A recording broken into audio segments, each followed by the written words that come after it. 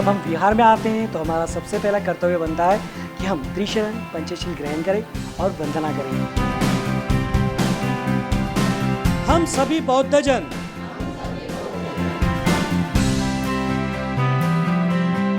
अपना विहार अपनी आवाज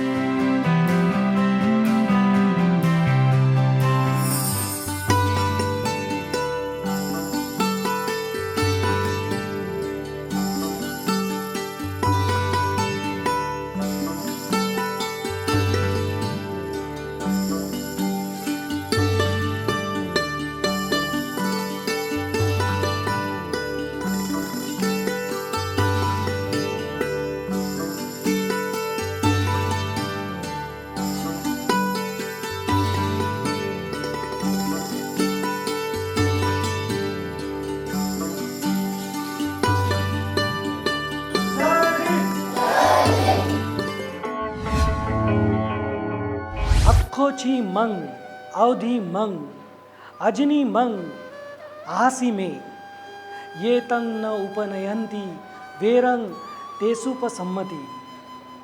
यानी मुझे मारा, मुझे गाली दी, मुझे हराया, मुझे लूट लिया। जो इस तरह की बातें नहीं सोचते हैं उन्हीं का वैर शांत होता है।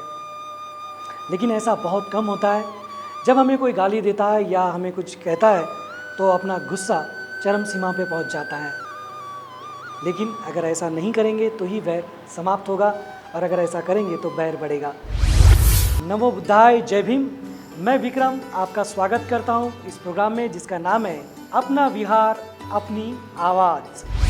इस कार्यक्रम में आज हम पहुंचे हैं जगत ज्योति बुद्ध विहार, जो आता है अजनी चौक, वर्धा रोड, नागपुर में।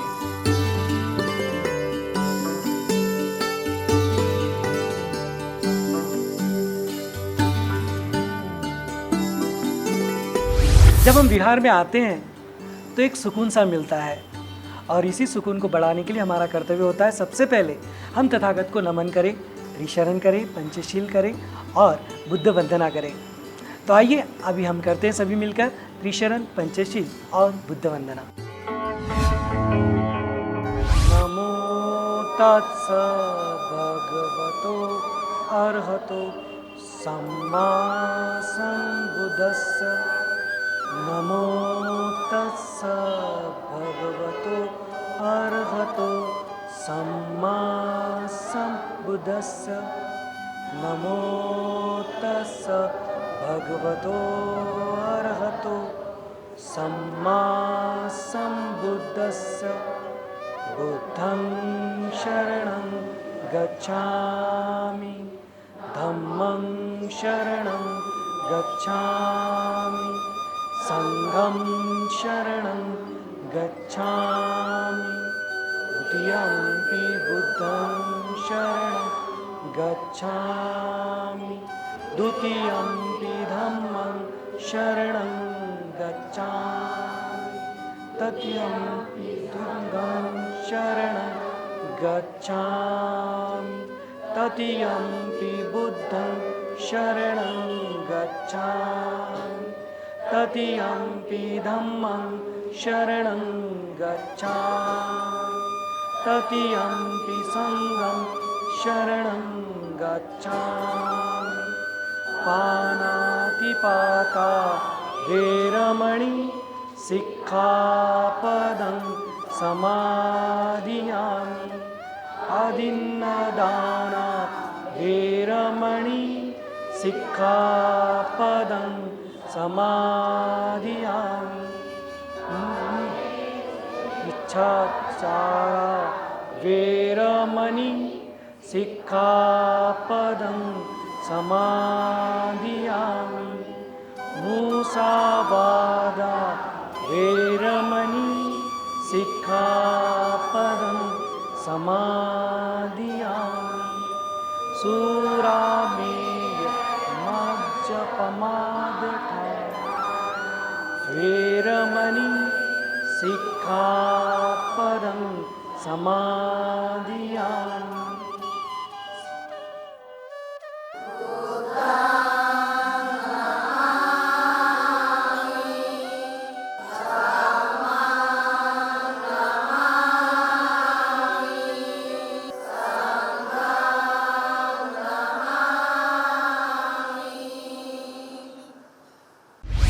तो इस तरह से होती है वंदना, इस तरह से मिलते हैं यहाँ पे संस्कार। जो सुकून मिलता है उसे लफ्ज़ों में बयां करना बेहद मुश्किल है। इसी एहसास के साथ फिलहाल हम लेते हैं एक ब्रेक के बाद फिर से मिलते हैं। आप देखते रहिए अपना विहार अपनी आवाज़। बाबा साहब का जन्म कौन से साल में हुआ था, किसे जवाब आता है, देखते हैं।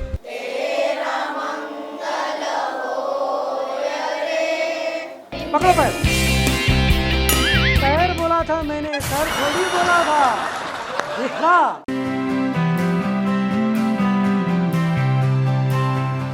ब्रेक के बाद आपका फिर से स्वागत है। ब्रेक के पहले हमने देखा किस तरह यहाँ पे वंदना ली जाती है और इस समय वक्त हो चला है बोध कथा का। तो आइए देर नहीं करते हैं और सुनते हैं बोध कथा।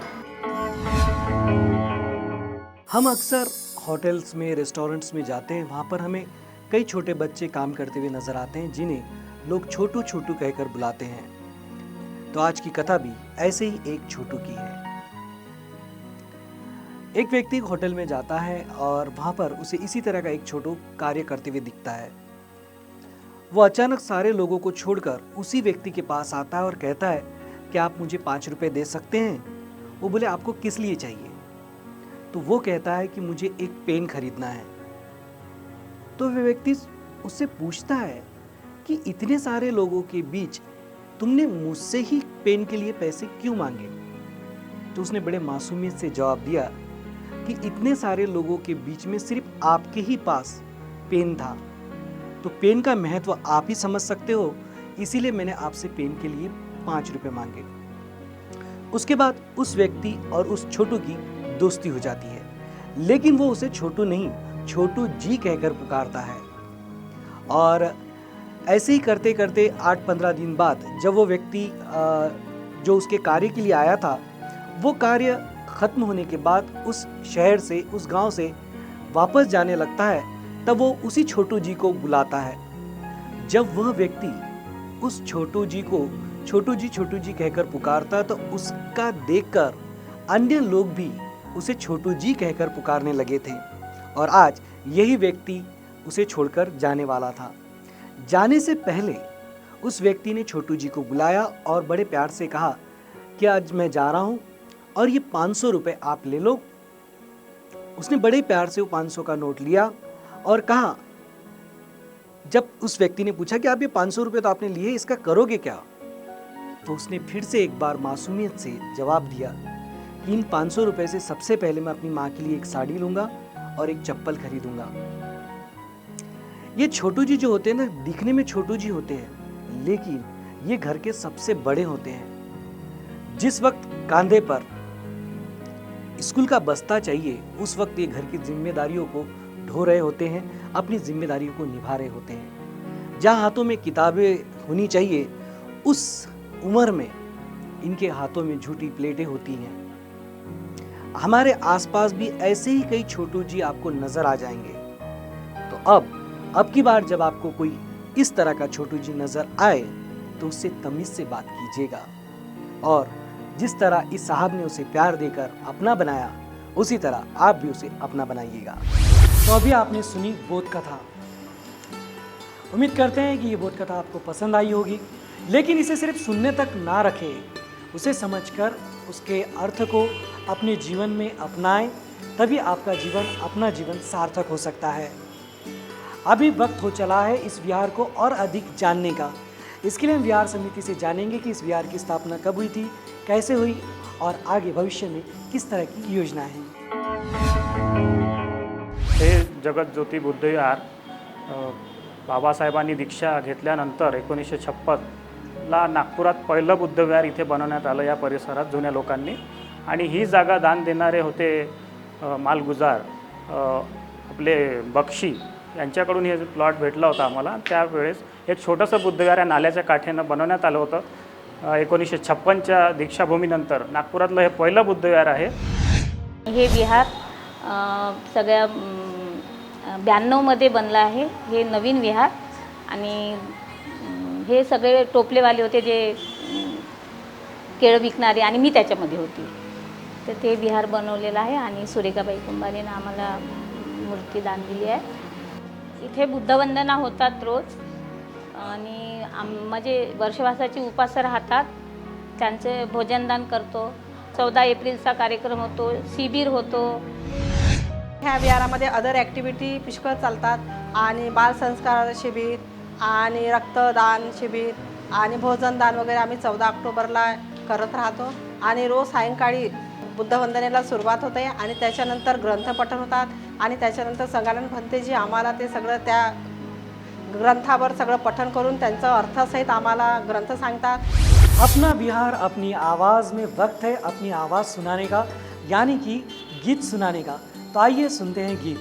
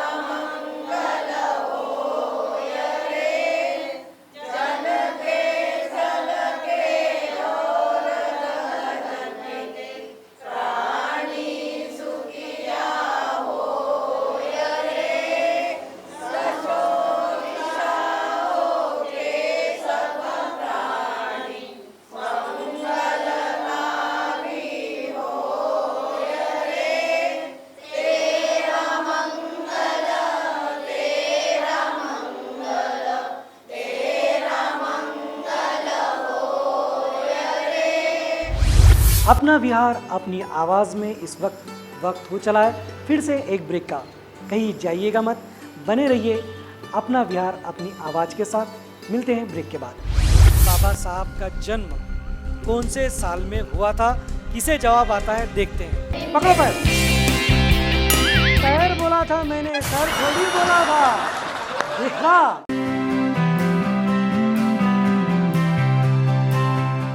ब्रेक के बाद एक बार फिर से आपका स्वागत है अपना विहार अपनी आवाज़ में.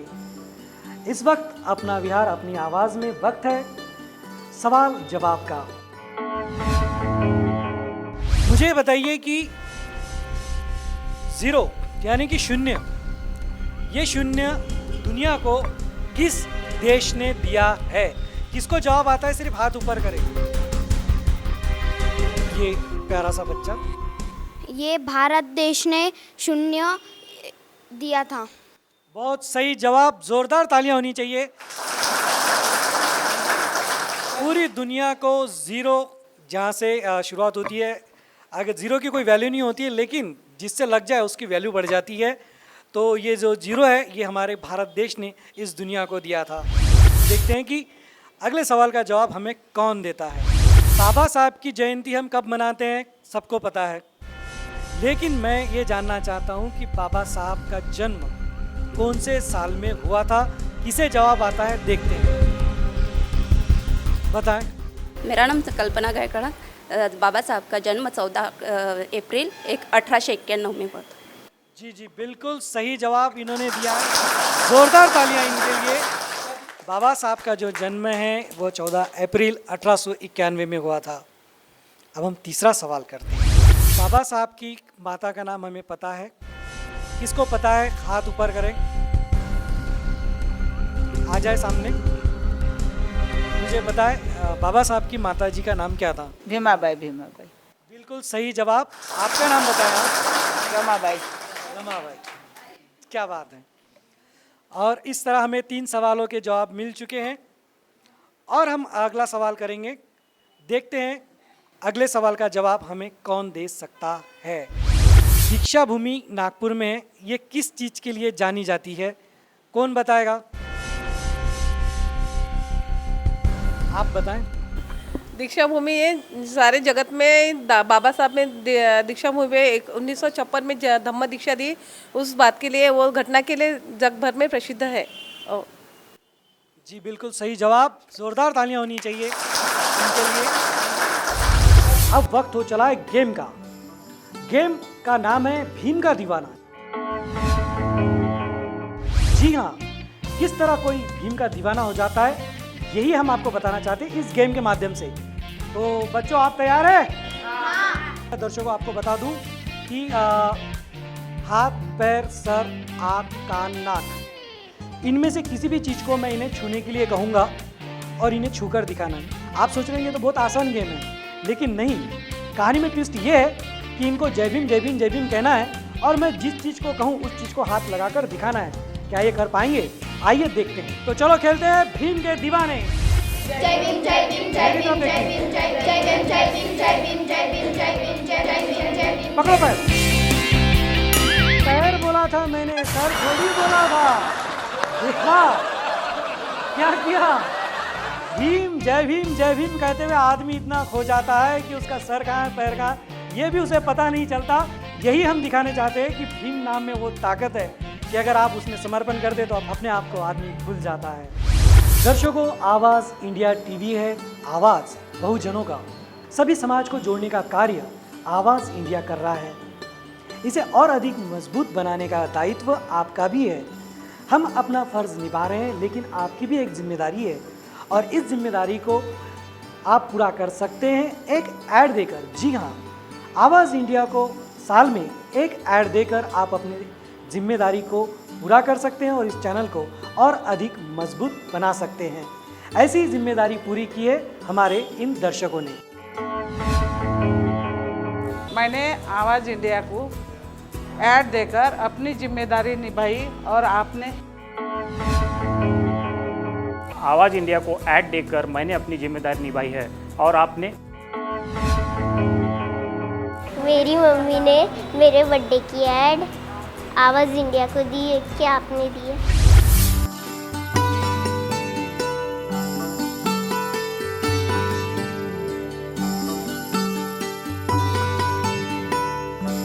तो दर्शकों, आज अपना बिहार अपनी आवाज़ में हमने देखा है जगत ज्योति बुद्ध विहार, जो आता है अजनी चौक, वर्धा रोड, नागपुर में।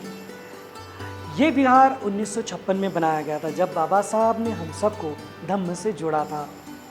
तब से लेकर अब तक ये विहार धम्म का प्रचार प्रसार करता आ रहा है। इस विहार के अंतर्गत सभी तरह के सामाजिक धार्मिक उपक्रम बखूबी चलाए जाते हैं। सभी को जोड़ने का प्रयास इस विहार की ओर से किया जाता है। आने वाले दिनों में इस विहार को और अधिक भव्य दिव्य बनाने का प्रयास विहार समिति कर रही है। दर्शकों, बाबा साहब ने हमसे कहा था कि हर बुद्धिस्ट व्यक्ति को सहपरिवार हर रविवार को विहार में जाना ही चाहिए। ये बाबा साहब का आदेश हम सभी के लिए था और हम सबको भी इसे मानना चाहिए और अपने जीवन में उतारना चाहिए। इसी विचार के साथ आपको मंगल कामनाएं देते हुए मैं विक्रम आपसे इजाज़त चाहूँगा। फिर मिलेंगे अपना विहार अपनी आवाज़ में नए विहार के साथ। तब तक आप अपना ख्याल रखिए, विहारों में आते रहिए और देखते रहिए आवाज़ इंडिया। जय भीम।